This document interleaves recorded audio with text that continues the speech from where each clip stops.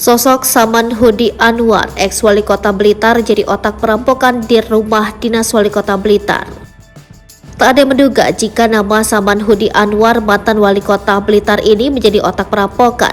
Saman Hudi diketahui menjadi otak perampokan di rumah dinas wali kota Blitar yang terjadi beberapa waktu yang lalu. Selain menjabat sebagai wali kota selama 2 periode, ternyata Saman Hudi juga berbebas dari penjara usai ditangkap KPK karena kasus suap. Meski tak menerima uang dari perampokan tersebut, nyatanya kini Saman Hudi terancam hukuman penjara.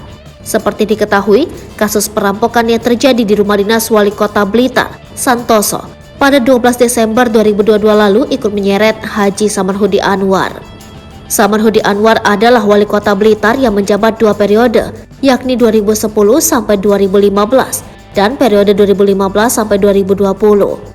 Terkini, mantan wali kota Blitar itu diringkus Polda Jatim bersama tim Jatantras Polres Blitar Kota saat sedang bermain futsal di lapangan futsal di kota Blitar.